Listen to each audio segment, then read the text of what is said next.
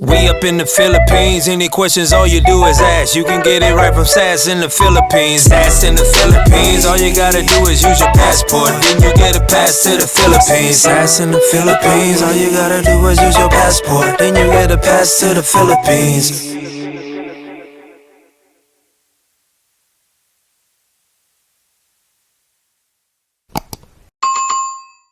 Hey, what's up guys? This is Sass again with another video. And I want to have an honest conversation about the state of relationships between men and women here in the US and the deterioration of the basic components to have a healthy and successful relationship. What is going on? And why aren't our relationships in the West working out like they used to many decades ago? What has changed? Now, I'm going to talk about many things here, so I don't know exactly how this is going to go, so I'm going to try to be as gender neutral as possible.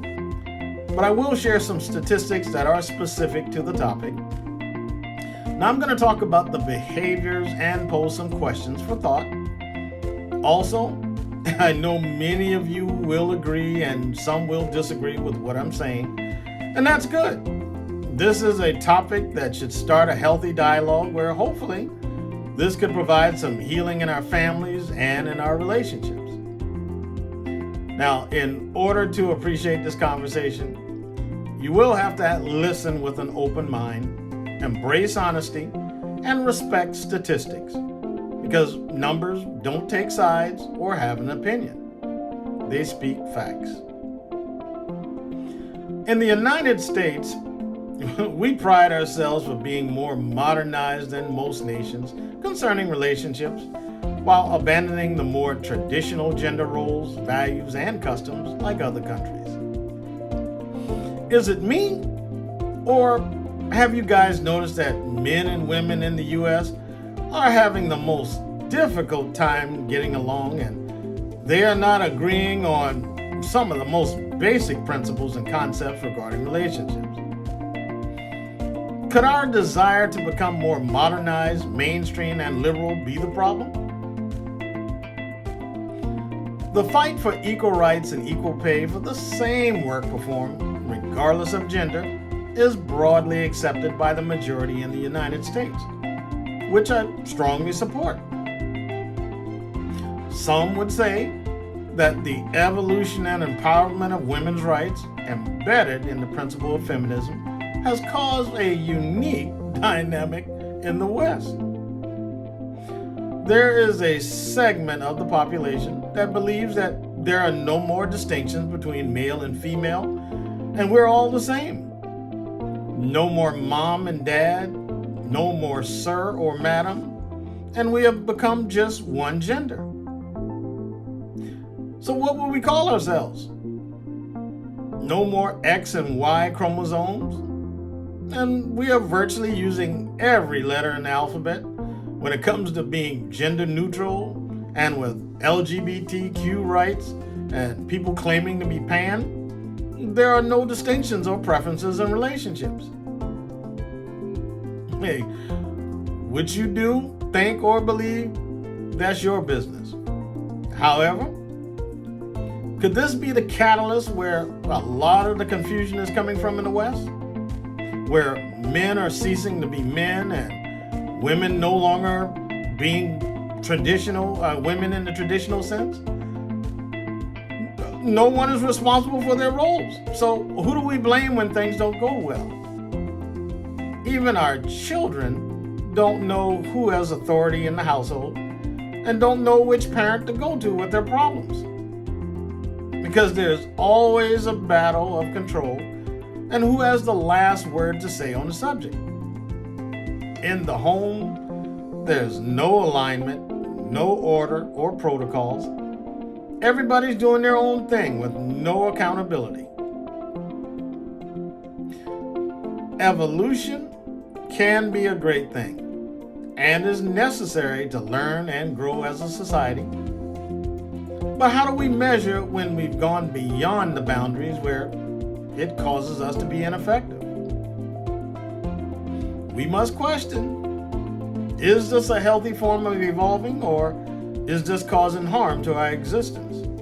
where relationships no longer work and families are no longer staying together. So who's to blame for all of this? Well, remember that there's always two sides to a coin, so it's safe to say that we are all to blame for this mess. As men, I think it's only right for us to first acknowledge our shortcomings, which have forced a lot of women to move into positions that they didn't ask for or they weren't prepared to be in. On the other hand, there are a lot of women who have moved into certain positions voluntarily that have allowed some misalignment in our relationships. Please don't misconstrue the word alignment in a negative sense, as though we are suggesting that women are to be subservient. That's not what we're referring to. I believe that for us to resolve an issue or problem, we should always start from the root of the problem, or the beginning. Since the beginning of time, in Genesis with Adam and Eve, there was a mandate. Adam was instructed to subdue the land, and Eve was instructed to be his helpmate. And somewhere along the line, we've moved away from that mandate, and then the problems began. Just like with the human body, if you don't keep the head, neck, and spine in alignment with chiropractic care, that's when you start to feel the aches and pains within the body. So why are these problems so prevalent in the West and not so much in other parts of the world? When it comes to marriages, the U.S. is well known to have one of the highest divorce rates in the world. Over 50% of the marriages in the U.S. end in divorce. And if you've been married more than once, that number increases significantly. Here's some more statistics. 70 to 80% of the divorces in the United States are filed by women. And when accounting for college-educated women, that figure jumps up to 90%. Your bachelor's, master's, and your PhDs? Don't get mad at me. You can Google this for yourself. I'm just giving you the facts and trying to have an honest conversation. So why are women in the U.S. giving up on marriages an average of 80% of the time? Do you think feminism plays a role in those statistics? I have my thoughts, but I'll leave it up to you to share your opinions in the comment section. So let's look at some common problems and complaints that we hear about in the U.S. Men don't feel respected and appreciated. They often feel emasculated and taken for granted. And women don't feel appreciated and heard, and they also feel taken for granted.